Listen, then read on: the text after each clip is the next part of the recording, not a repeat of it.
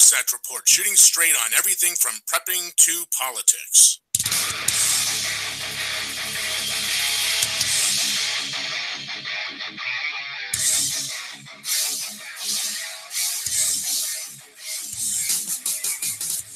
Well, good morning, everybody. Happy Monday. Welcome to the Wasatch Report. My name is Suzanne Sherman. You have tuned into the Cerberus Radio Network, where we defend liberty and freedom from the flames of tyranny. Monday, February 26th, year of our Lord 2018. Boy, this year is flying by already. Want to welcome you. Jeff Johnson was kind enough to produce my show for me this morning. Jeff, I want to thank you. You had your show, The Paradigm Shift, right before mine. We try to do 2 live hours back to back on Monday mornings. We had a little bit of technical difficulties, but I want to thank you for hanging in there and getting through all this. I could never do what you do, produce and do a show at the same time. We have been doing a series following up on the tragic shooting in the high school in Florida, in Broward County, Florida. I've been calling it Coward County. And we're going to continue along with this. There is still a lot that is not being covered in the mainstream media. Last week, I had a special show with Dr. Marianne Block from the Block Institute. I urge you to go back. I believe that was on the 25th, where we discussed the topic that's really being ignored in the mainstream media, and that is the role or the connection between the school systems and the doctors and pharmaceutical industries who are overwhelmingly in favor of drugging students, and the financial incentive the school has to have these children declared special needs and be on medications, get on the IEP programs, etc. And what was particularly disturbing, she told us, is that there are no medical tests provided for these kids before they are put on these powerful psychotropic drugs. Last night, we had a special show with Justin Spears and Jeff Johnson joining me to discuss the problem inherent in the school system and what is being ignored and why these children are doing so poorly. We discussed that on not only in his show, The Other Side, but I had a special episode with again, like I said, Jeff and Justin, tying in Agenda 21 and how one of their stated goals of restructuring the family unit is having these negative impacts on these students. And another one of their goal is to abandon unalienable rights. Well, as we're seeing right now in the wake of these tragic massacres, we're seeing both parties double down on the effort to affect our pre-existing gun rights. We're seeing a lot of talk from the national level. When I tuned in to watch the coverage of this incident, one of the first things I heard, Fox News, a security expert, saying that we need to be concerned that there is a disparity of laws among the states with regards to firearms. And this expert, hailing from New York, said had Florida had New York gun laws, this incident would have happened there. Ladies and gentlemen, not only are our unalienable rights being attacked, but the very system that's supposed to defend them, which is our system of federalism, different state laws are the heart and soul of our federal republic, are also coming under fire, no pun intended. We do have a live lineup. Before I have a guest that comes on at about 1:15 at 717-467-1736. That line will be open. You can also send me messages on Facebook, facebook.com/Suzanne Sherman. We have a radio network page, facebook.com/Cerberus Radio Network, and a CRN fan page on Facebook as well. You can go to our YouTube channel, and that is a YouTube Cerberus Radio Network channel. And please consider subscribing and sharing that. We're really trying to get our numbers up, and it seems to be working. We're getting the message out, and I'm very encouraged by that. Funny little story to tell you. I was going into the gym yesterday,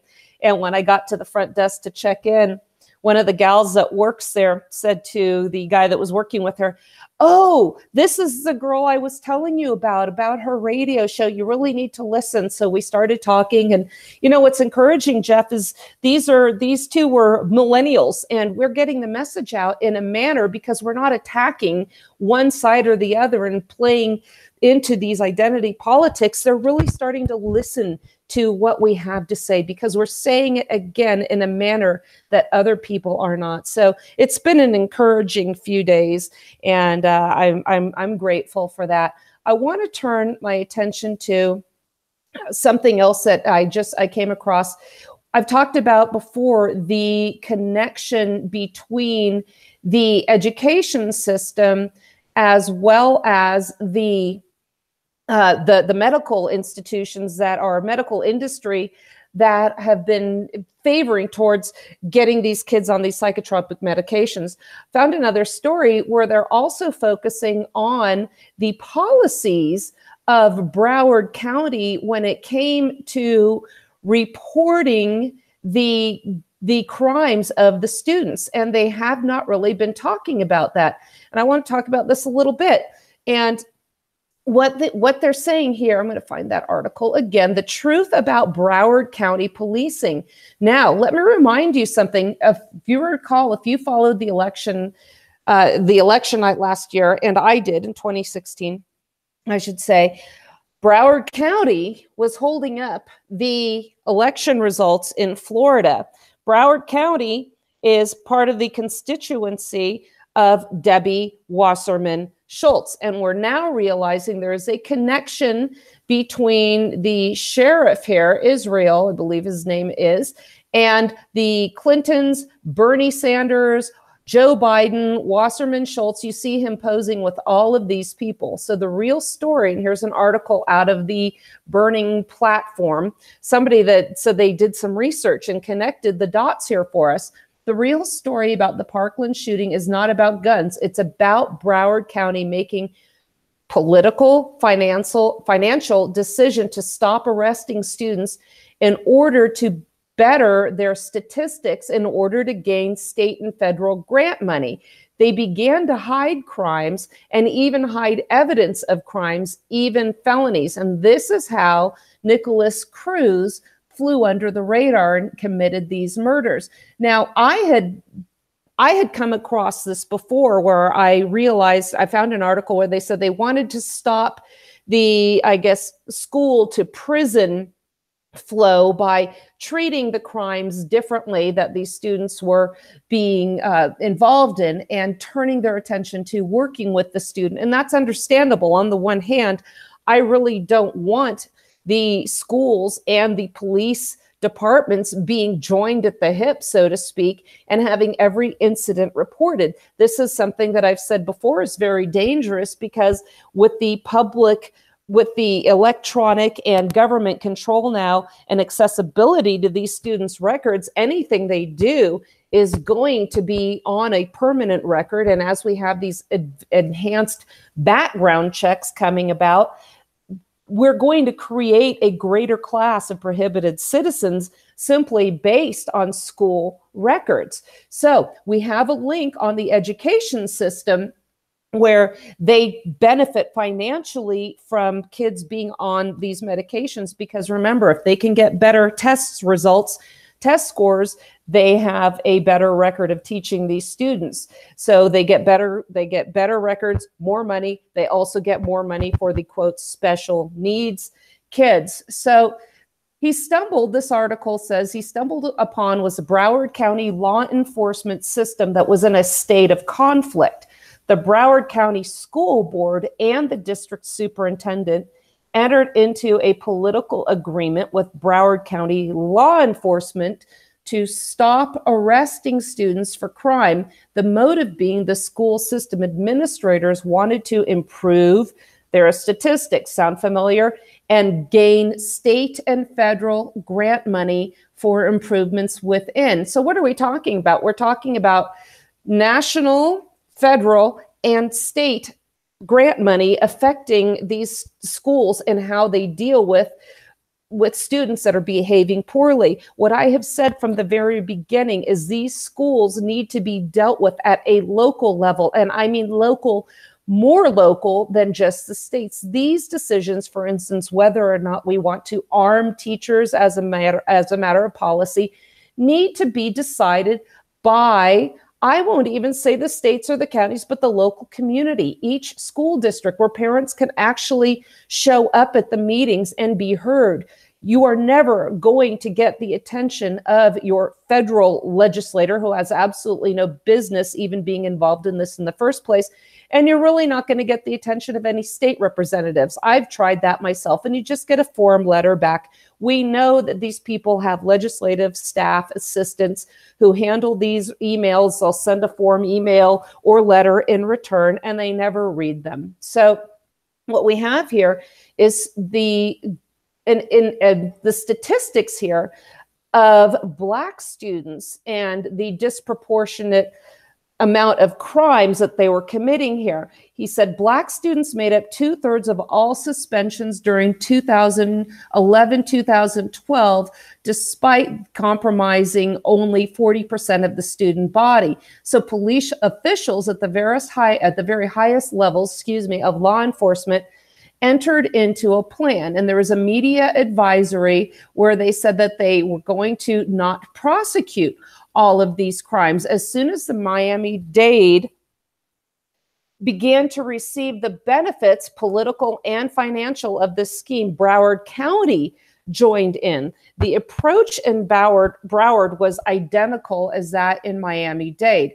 So what we have here, the problem is the policy conflicted with local laws. Again, if we don't report these crimes and deal with them and send them over to the police, the numbers look better and they get more what? More money. Always follow the money. The police were excusing now misdemeanor behaviors.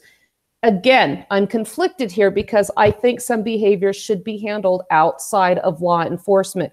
But again, we have mission creep of these types of programs. It didn't take long until felonies and even violent felonies, armed robberies, assaults, or worse, were being excused. Now, remember, how many times had police visited the home of this very, very troubled man, Nicholas Cruz? So we have these failures at so many levels. Police officers, I'm going back to the article here, blew the whistle on severe criminal conduct that they were being instructed to hide. The sheriff and police chiefs were telling police cops and school cops to ignore ever worsening criminal conduct, and the police found themselves in a bind, encountered evidence of criminal conduct that they had yet to hide the conduct. There were examples of burglary and robbery, and the police had to hide the recorded evidence in order to let the kids get away with these reports. So once again, we have to have this illusion that they're being effective in these manners. So, this is something where we have to think about, are the methods that we are counting on being effective, or are these individuals and agencies that we are trusting to keep these schools safe for our kids effective? Are they motivated? Do they have a conflict of interest when they start looking for money? So we also have to look at the sheriff's partners here. That is also, let me see, what was his name? Broward County, let me see, shooting. So we have the shooter here. We have the Sheriff Israel, and accusations that there were orders to even stand down. Jeff, have you heard any of these, that the sheriffs on site were ordered to stand down? Because it wasn't until the Parkland police officers arrived that they went into the building, because the Broward County sheriffs all stood outside. No, I haven't heard that one. I'll do a little research on that in a bit, but I won't be able to do it until after the show. So what we have to do here, and this is a really long article. I'm not going to just delve into it for the whole show, because we do have Ryan McMaken from Mises coming on. You can go ahead and give him a call. But we have to look at the inherent conflicts here, conflicts of interest when we have issues of grants. This is why I absolutely despise grants. What they do is take away sovereignty. They take away decision-making powers and policies of local entities and turn them over to bureaucracies where people receive no representation. Case in point, President Trump had said that he liked the idea of teachers having bonuses for getting training in firearms and having armed teachers on campus. Remember, we seem to have two options here. We either ban AR-15s or we arm the teachers. And there has to be more to it than that. We're trying to dig deeper here. And what they do now is, we've had Rick Barrett on this show, who has a master's degree from Homeland Security. And he was taught in his classes that there is a new federalism. Well, what does that mean? The new federalism means that the federal government, the general government, the national government can go beyond its constitutional restrictions and force the states to do what it wants in the form of grant money. If the states do not take a knee to the will of the general government, they will be denied money. As it is right now, they receive pennies in the dollar after it's laundered through the Washington, D.C. And for some reason, they keep accepting this. Do we have Ryan on the line? Yes, ma'am, we do. He is on the line. Okay. So, like I said, I have been wanting to go into these matters in greater detail and with deeper analysis than you're getting to see on the mainstream media. And I'm going to bring on a guest right now who has been on this show, has been on this show many times, because Jeff, you remember, I have gone through Mises Institute, their articles, Ryan McMaken in particular, many times. So we finally have him on the show, Ryan McMaken from Mises.org. I want to welcome you to the Wasatch Report. Hi, good morning. Good morning. Tell people who you are, and let's talk a little bit about Mises.org. I'm a huge fan of Mises.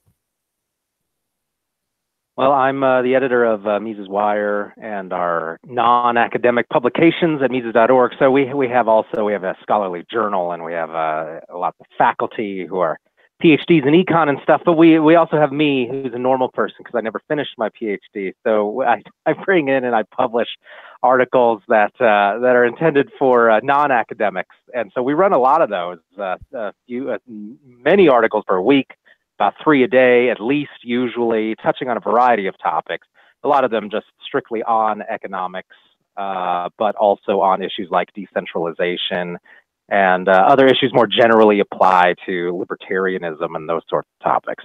Yes, picking out, I just want to highlight also the economics part. What people don't understand is we assume our system of economics, which is called the Keynesian theory, is just the way it's supposed to be. If you go to Mises, you can learn about Austrian economics, which is really the exact opposite of what we have right now. And if we went by that theory, we would be so much better off. So I encourage everybody to go to Mises and learn about different economic systems. Ryan, you've written a few articles here about this incident, about school shootings in general. And let's talk about, first of all, you wrote one that was published on the 15th about why don't schools have better security. Let's run with that one first, because you say what happens when we have these, that the parties go for the political gain as opposed to an actual solution here. Is that correct?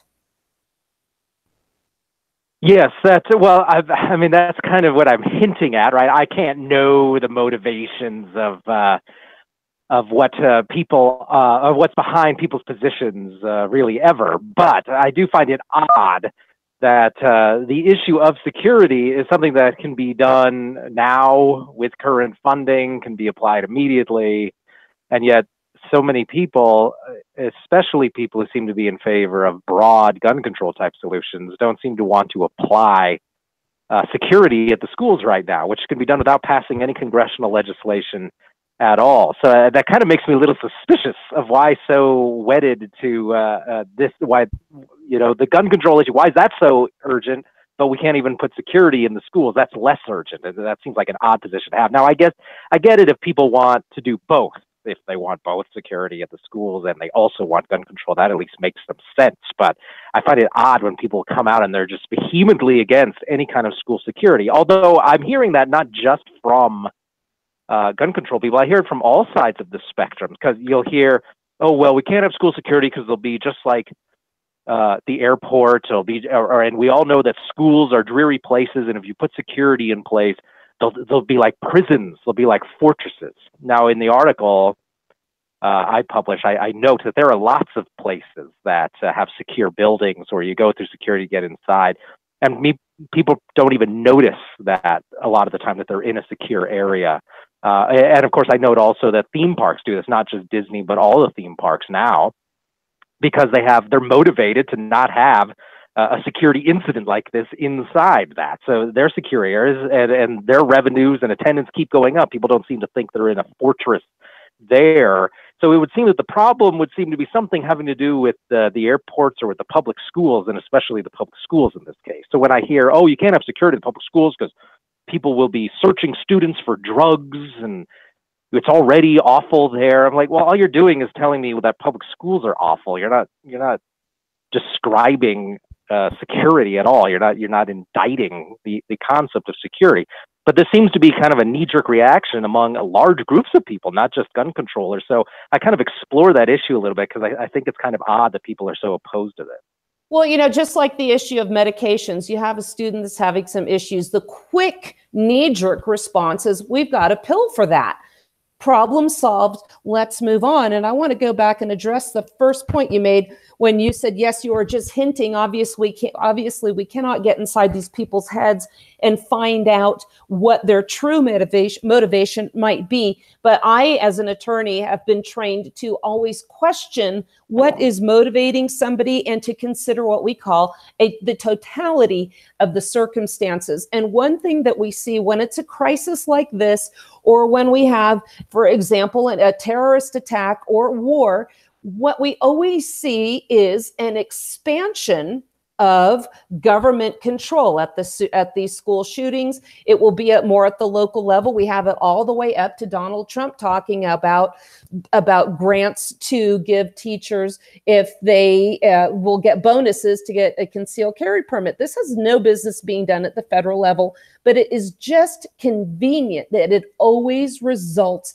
in an expansion of government, and we never see it retract as, say, a war ends or we have resolved any kind of threat to security. These things just never go away. And when we also talk about the security at the school, yes, we do not want them to look like prisons, but they really don't have to. And you give the example in an article of how this works at theme parks. And I was discussing this with a friend of mine yesterday who just got back from a trip in California. And she went to Universal Studios and Disneyland and said that, yes, when you go into Disneyland, she had to open up her glasses container, their wallet. Everything was very, very strict, and metal detectors, everything. These people went in there voluntarily. They didn't feel like they were going into a prison. And as you said, attendance was up. So what is it that these theme parks are doing that perhaps the schools and the government could learn from and have that kind of security? Or is this really a false sense of illusion, false sense of security? Well, of course, it's always hard to prove that the reason that there hasn't been a shooting at a theme park is because of the security. You could always just say, well, it's just a coincidence, right? And maybe the security isn't better.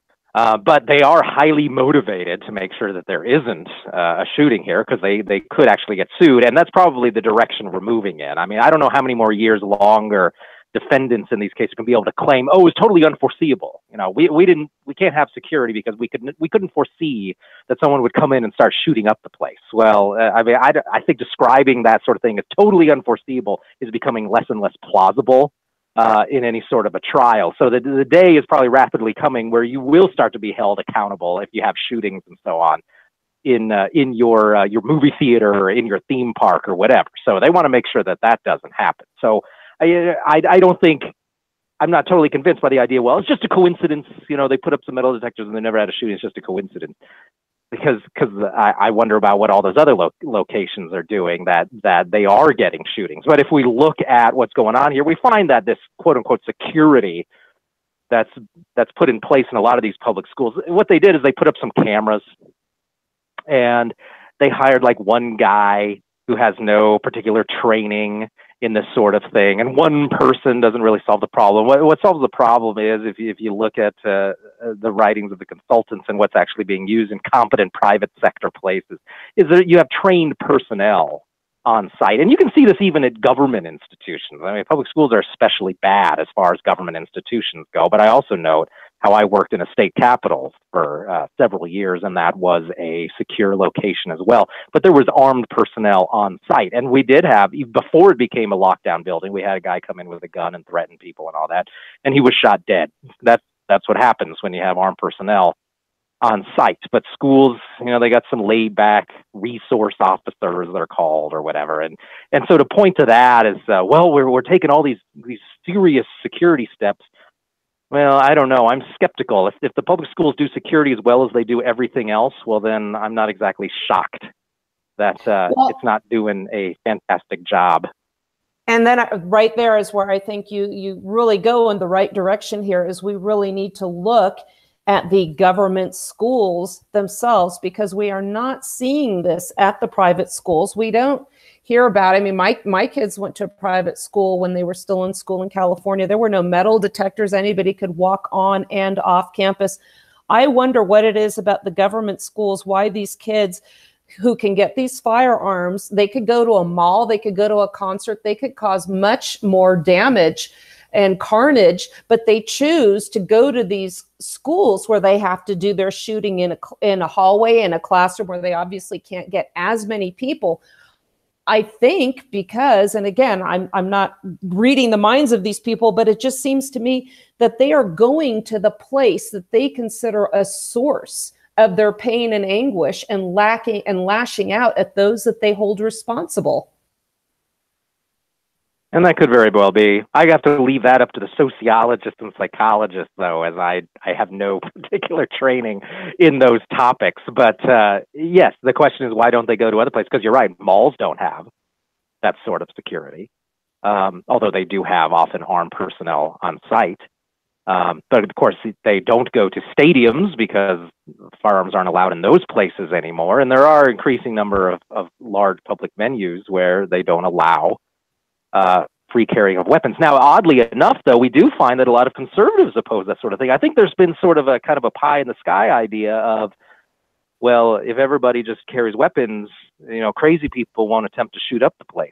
Well, I mean, yeah, if people have weapons and so on, the death totals will probably be lower, but it doesn't prevent insane people from opening fire in large public venues. And it also downplays the fact that trained professional personnel matter. The idea that everybody's going to spend time at the range every month to make sure they're a crack shot. Well, there's an opportunity cost to that. You can spend time with your family, or you can spend time training for your weapons proficiency. And in the real world, mostly people, when they need a service done properly, or they don't have time to train to do themselves, they hire professionals to do it. I'm not going to spend my weekends learning plumbing and electrical work. I'll just hire an electrician and a plumber to do those things. And so that's why we have industries that provide professional security. So I also resist this idea that, well, we don't need security. You just let everybody, give everybody their Second Amendment rights, and you won't need any of that anywhere. Well, I think that doesn't consider the actual value that could be provided by real trained professionals, and that's something that needs to be considered as well. Well, and when they also say just arm all the teachers, once again, it's a very knee-jerk solution or idea, suggestion that puts a Band-Aid on the bigger problem. Is also with a lot of these teachers given an incentive of the proposed incentive of having bonuses if they go out and train. How many of them really don't want to have a firearm, but will go through the motions so they can get some extra money in their pockets? Are they truly motivated to fulfill this now enhanced expectation, or are they just going to have a gun on them and have a little bit more in their paycheck? Are these people going to train? Like you said, it takes a lot of time to actually get to the range and to train, to take classes. I used to take firearms classes, defensive handgun, shotgun, carbine classes. And I tell you what, That was an entire weekend. These people aren't going to want to do that on a regular basis. Not only that, teachers come from society. They are people like we are, and you have a broad spectrum of belief systems in there. And many of these people, as Justin Spears, who was on the show with me last night, is a public school teacher. He said there are a lot of teachers, just like everybody else in life, going through problems, having issues. Do we want all these people armed simply because they're teachers? You quoted somebody. I'll let you address that. Then I want to address a quote that you made in your article too. So what is your thought then? Do you think that we should just give them permission to have the firearms in schools, or where do we draw the line? Do we look at their backgrounds as well and start picking apart this? It's a hard solution. I think we should look at the schools and not just putting a Band-Aid on the public school system. Yeah, I'm not opposed. I'm not going to say, no teachers anywhere should be armed, and say that could never contribute to the solution. However, I do think that's pretty simplistic thinking to say, oh yeah, well just arm the teachers and that'll solve the problem, because they already have full-time jobs, they already have specific training, and I mean, just imagine in your day job. Okay, you got this busy schedule, you got all these things you got to do. Here, you get to the range once a month, carry this gun, and also while you're working, keep an eye on all the entrances and exits, and have situational awareness at all times. And if someone starts firing, then that's fine. I mean, that's okay as like a last possible line of defense, but that's not serious talk about implementing security. And yeah, so it's just exactly what you say. I mean, the people come from different backgrounds. You're going to have to do background checks on everybody. And again, that should be decided at the school board level.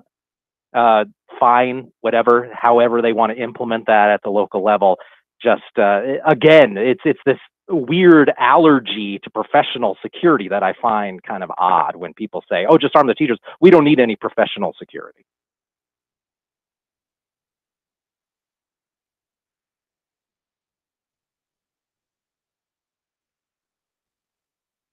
Suzanne, did we lose you?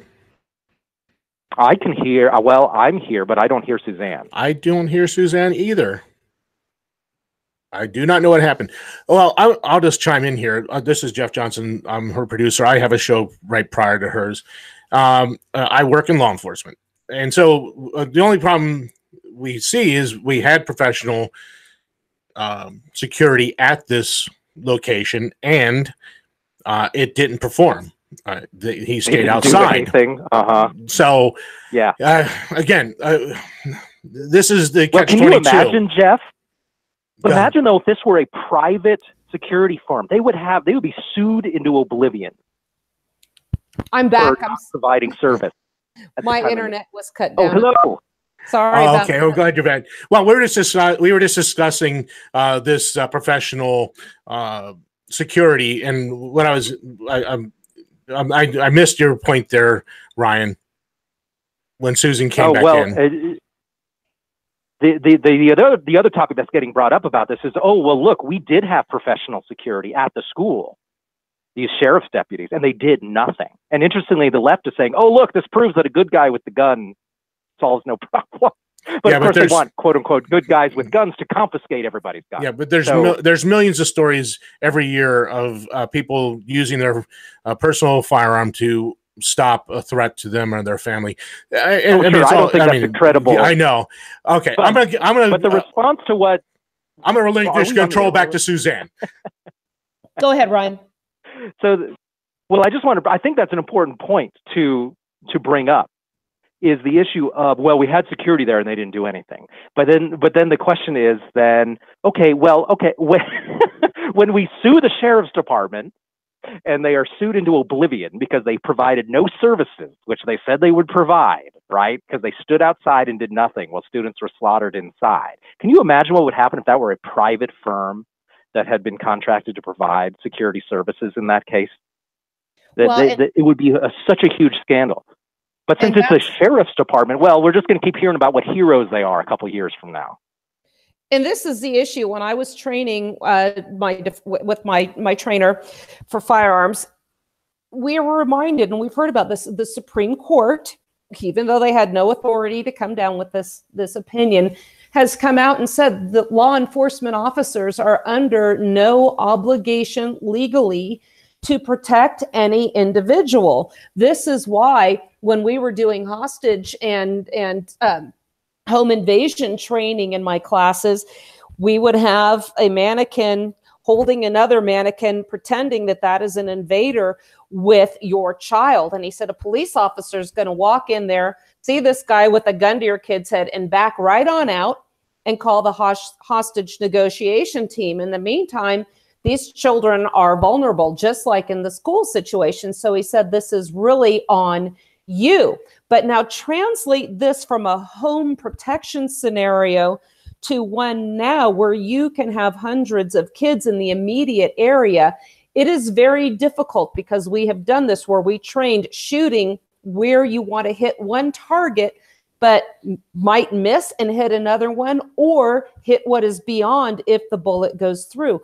Are these teachers able to handle this? We see time and time again videos that go up on Facebook where everybody cheers a private citizen. I just saw one the other day, 2 women in a convenience store, and here's a security camera where a robber comes in, she opens fire on him, and we see this time and time again where the perpetrator is actually running away and they are just firing shots blindly. How many of these teachers are going to do this? So I think your solution of having privately trained security systems in effect and companies would be a much better option because, as you said, unlike with the government security, there is personal accountability here. These people don't have qualified immunity from lawsuits. Private security companies will be held accountable. They will go out of business if they're not efficient. What do you think about that? Well, and of course, that's the way it was always done prior to the early 20th century. Was if you wanted security, you hired private security. The FBI did not exist. It was not seen as a function of the police to provide security at specific locations. You did not have government police officers riding around on trains or in banks where they would provide security. And the FBI, as I noted in an article I wrote for Mises.org called Abolish the FBI, it looks at how the FBI agents were actually based on Pinkerton agents, who were a very large private sector security agency at the time. I think they're now Securitas. They've since evolved over the years into that. And incidentally, there's more private sector security in this country than there is government sector. It's a very large industry, and it's a very important industry. But that was what was standard used was, okay, we need security for this location. We need to protect our investment. I guess we'll have to have private security. There wasn't this idea. Almost nobody believed that the police would be hanging around protecting you from something. As time went on, it was believed that the police would investigate crimes and that sort of thing. But this is a totally modern way of thinking. Well, and again, will protect you from some other threat. You just said you have an article called Abolish the FBI. I have mentioned that before. In fact, I did this on a radio show on K-Talk Media in the Afternoon Drive show a couple weeks ago, where I said we need to abolish the FBI. It's proven, given all these recent these recent revelations of corruption. By the way, who's talking about the memo right now? And my saying... Exactly. And, to me, they sat on this. We have an FBI local office in one of the most corrupt counties we have, if not in this entire continental landmass, definitely in Florida, linked at the hip to some of the most corrupt politicians we have, sitting on this. And how convenient now we have a massive... This takes us back to the accountability issue. Yes. Yeah, Go ahead. That's right, because we had a credible threat to a specific location. Right, in this case. And there was no working together between the FBI and local law enforcement. There was no sort of effort to address the threat there. And then when the threat did come, the sheriff's department did nothing. And now, so how are any of these groups going to be held accountable? It's like you say, right? The Supreme Court has noted they don't have to protect you. So there's no contractual obligation there that's two-way, right? Oh, you're on the hook to pay taxes and to do what the sheriff's department and the FBI says, and basically be abused by them a lot of the time.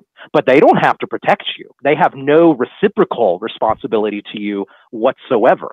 And so that's obviously not how a private contract would work if you had some sort of private organization contracted to provide security on those premises, if they failed to do so, they would be on the hook for legal redress if they fail to do anything there. Nothing's going to happen to the sheriff's department, though, in this case. Maybe the sheriff will be elected out. Maybe he'll resign, but there's not going to be any real changes there. And then, of course, the FBI, you know what's going to happen? They're going to get a budget increase. They're going to get more money. That's what always happens when the FBI does nothing and screws up, just like they did after 9/11, where they knew about these guys, they took no action, and then they get a huge budget increase. And they get, I think we noted, $8 billion a year is their budget, which is much larger than even some large states' entire statewide policing budget. So they're all going to be fine. Nothing's going to happen to them. There's not going to be any accountability whatsoever. And then we're going to still be talking about, hey, how do we address the security issue? Yeah, and only in government, by the way, can you be an abysmal failure at your stated mission and purpose and get more money. And going back to accountability, you raised a very important issue. There is no reciprocity here. And by that, I mean we are, as you said, expected to pay our taxes. We are expecting a service out of this agency that we are paying for.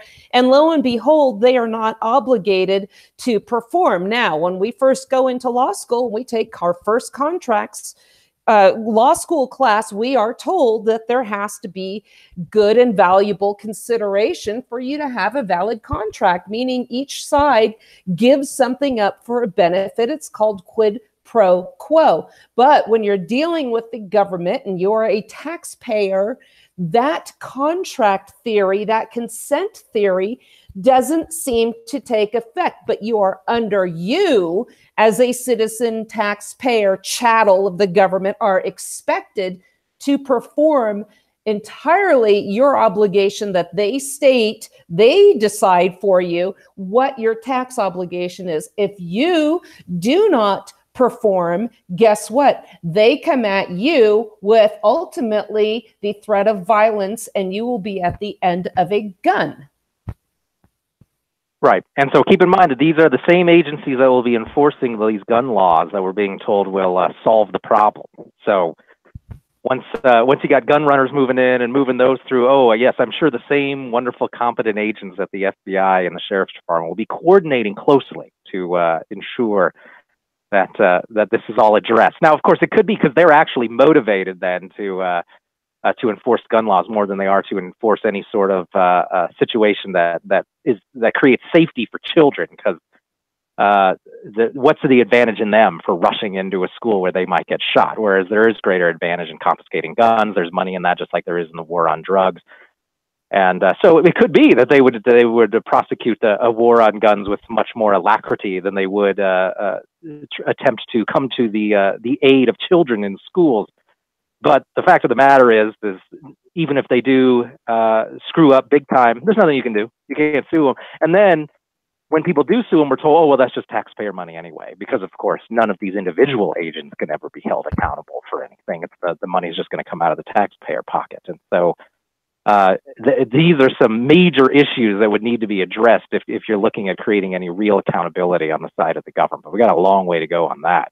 Well, and that raises another interesting dilemma too, because if we go back to all these congressmen who have now, we've had millions of dollars paid out in damages to people claiming they were sexually abused. Now, when we're in law school, we are taught that an employee will not be held liable for actions that are in the course and scope of employment. The employer will be responsible for that. So if the employee goes beyond what they're expected to do and cause harm, then they're on the hook for that themselves. But once again, look what we have now with the government. Well, we have these members of Congress behaving in an inappropriate manner and having to pay out damages. It is the taxpayers that are on the hook for it. This behavior obviously is not within the course and scope of their employment as government officials. But once again, we have no accountability. And what happened? We just moved on to the next distraction after we found out how much of our money has been wasted. And that's the problem with this huge, bloated national government. It just doesn't seem to matter. And we talked about Common Core math the other day, how we don't want math to make sense because they can throw away so much money. It never makes sense to anybody. But when you mention something like abolish the FBI, which I have been saying for some time now, people think I'm absolutely crazy. I mentioned this on a radio show a couple weeks ago. So there's no constitutional authority for the Federal Bureau of Investigation. Go ahead. Well, and that's one of the advantages, too, of concentrating just on site-specific local security. This is not just simply providing security at schools does not require a global network of agents like the FBI or anything like that. This is something where the solution varies from place to place. You can assess the threat.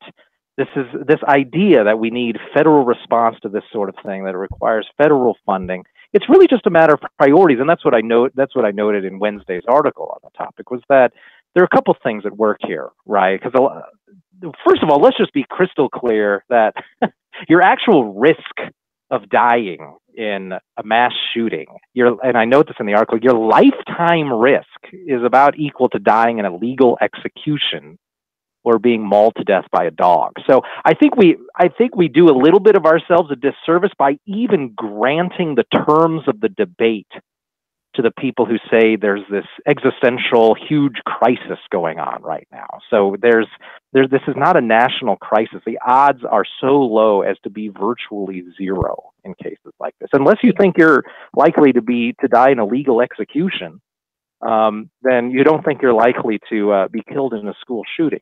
Now, again, that doesn't mean I think nothing should be done, which is why I'm saying we need to offer meaningful security at these places. But I think we do need to note that this is not something that's likely to happen to anybody.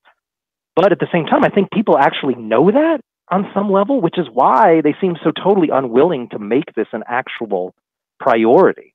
And you can see that just in what they're willing to press for in the long term. They're using what the security personnel call kind of the security cycle, which is a panic, forget, repeat.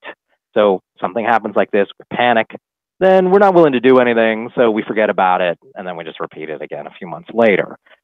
And you can see that, we can't possibly devote resources from the schools to this, even though I note that since the 1970s, student population has increased 8%, but non-teaching staff at schools has increased by about 130%.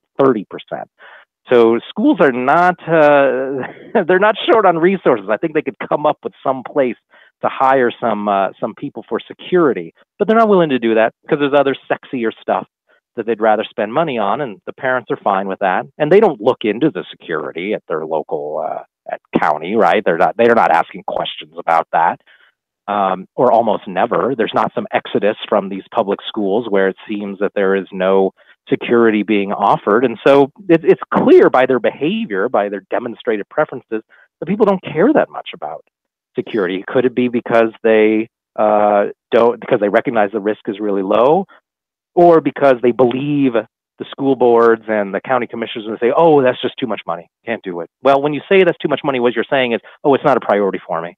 I don't want to devote any actual money to that. And I was actually going to raise that statistic that you pointed out in one of your articles, is look at the disproportionate increase in the school administrative employees, more so even than the teachers, than we have in the increase in the population of students. I remember when I lived in California, Oakland Unified School District was in the red, millions of dollars. They spent $85,000. This was about 25 years ago on a new logo for the school district. Meanwhile, windows were broken, doors were in disrepair, the place was in shambles in many of the schools, and they spent money on a logo. So you are absolutely correct. When they try to say also that school is for the children, I really don't believe that anymore. I think school has become a public warehouse. It has become daycare.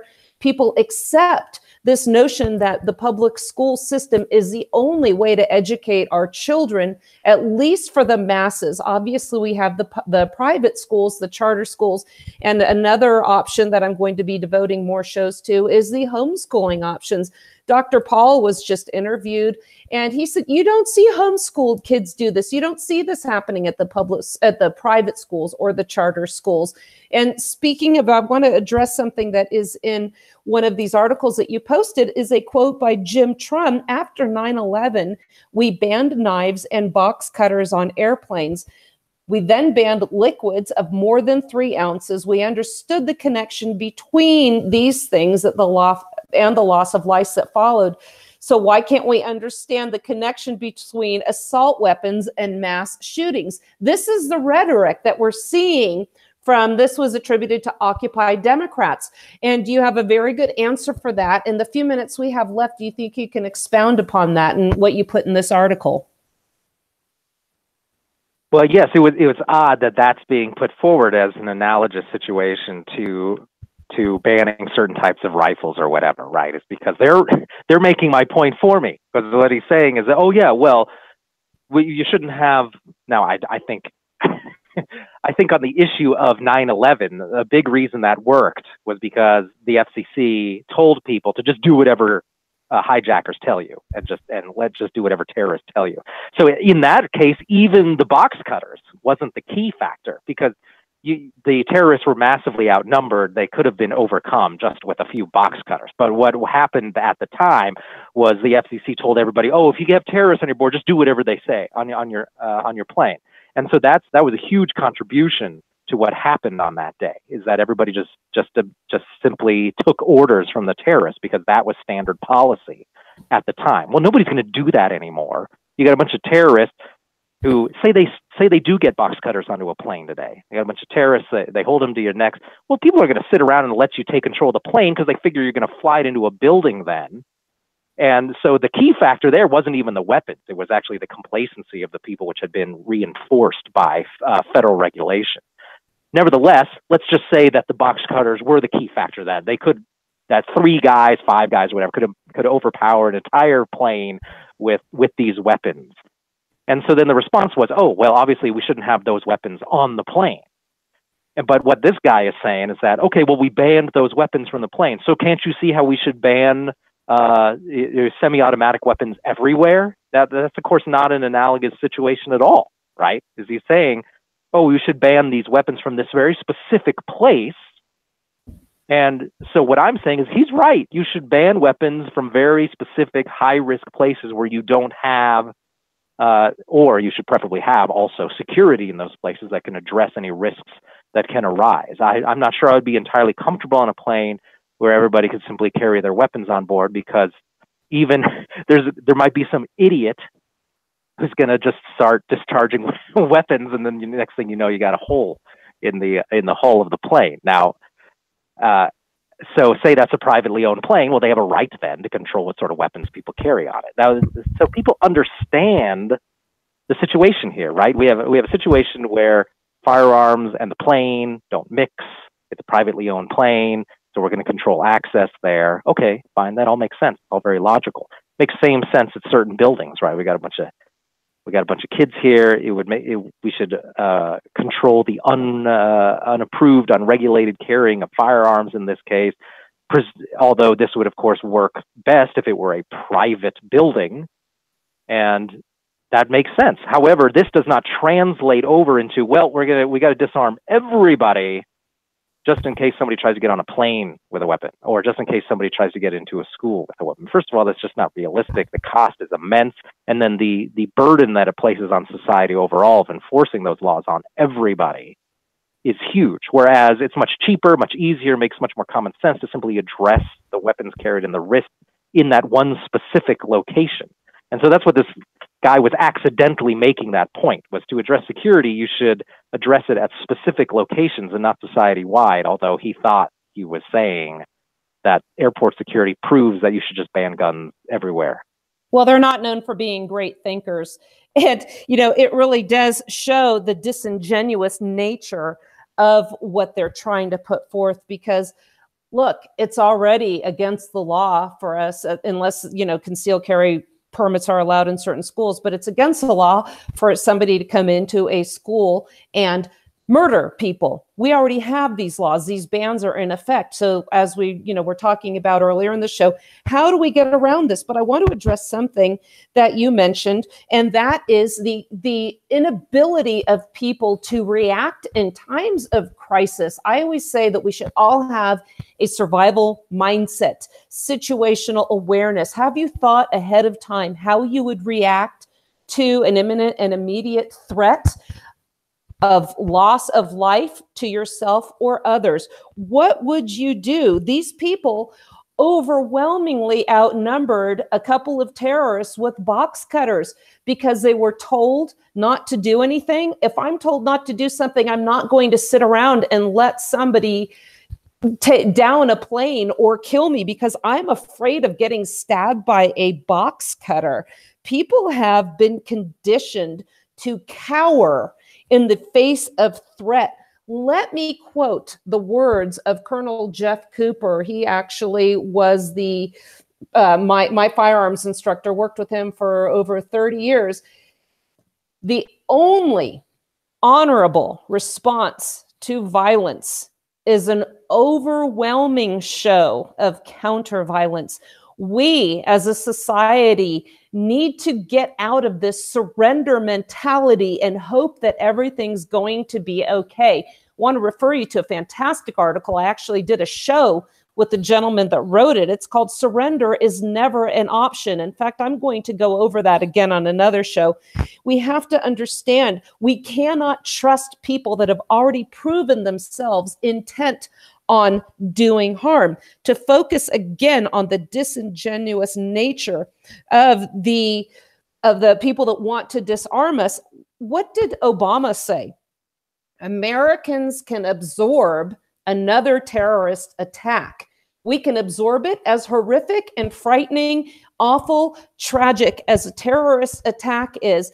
It was not as important as fulfilling his agenda of continuing to allow mass migration from third world countries, from countries where people are intent on harming us, and refusing to put any kind of a hold on illegal immigration. So we have legal migration from places where we really don't want these people coming in, but that was the priority. So in one event, we don't care about American security when it comes to a terrorist attack. Now we talk about the schools where the ultimate goal really is to take firearms away from us. All of a sudden, we can't have another school attack where you said the risk is about the same as being executed by the government. So isn't it clear, or shouldn't it be clear to all of us by now, Ryan, that these people really have the goal of disarming us, and it really isn't to save lives? Well, in some cases, that's probably true, although I think a lot of people really truly believe that if you just make guns illegal, people won't have them anymore. Now, of course, that a lot of the time, these are the exact same people who think that the war on drugs is a failure, who recognize that we banned drugs and people still have them. So there's a certain amount of cognitive dissonance there. But, I think there's a significant number of these people are true believers. And they also believe this. And of course, as you probably know, Ryan, I did a series of articles on this too. I think this idea of, well, if you just ban guns, that'll solve the problem. They have this idea, this utopian idea in their head that if you just implement some laws, then the violence will go away, and we can be like Denmark or Norway or something like that, not recognizing the huge difference in history there. And if you look into that, you note that Britain, for example, by the year 1900 already had rock bottom homicide rates. And then their first gun control laws were around 1920, and it didn't do anything. It it didn't change their homicide rates. And so you're looking at deep societal issues that are in place there. And I've looked at that here in the Americas. The Americas are fundamentally different from Western Europe or from a place like Japan or Australia in terms of settlement patterns, in terms of cultural diversity and those sorts of things. And we just have a very different experience. And this idea is that you can somehow make the U.S. like 1901 England. That sort of thing, that sort of problem doesn't come around, that solution doesn't come around simply by implementing some laws. There are much larger sociological issues there. And what we're seeing in these countries that have banned and severely restricted firearms accessibility is an increase in violent crimes overall. We just saw a knife attack in China with, I believe, 33 people, and nobody there that could have any effective means of stopping this attacker. But we are out of time. Ryan McMaken from Mises, how can people follow you? Well, they should start out by coming to our website, which is mises.org, and just find there right on the front page. We update articles regularly, and then if they just want to see my stuff specifically, then just click on my name, which is sure to be somewhere on the front page. You are a prolific writer. I love your articles. I am so honored to have you on the show. And I also want to thank you for mentioning my article with Carl Jones on national reciprocity and the importance of decentralization, not only of firearms laws, but all laws in general. By the way, I want my listeners to know you can go to Amazon. They have this thing called Amazon Smile, and a percentage of your purchases will go to Mises and support their very, very valuable endeavors. Ryan McMaken from Mises, I want to thank you so much. This is the Wasatch Report on the Cerberus Radio Network, where we defend liberty and tyranny from the flames of liberty and freedom from the flames of tyranny. Sorry. Have a great day, everybody. God bless you.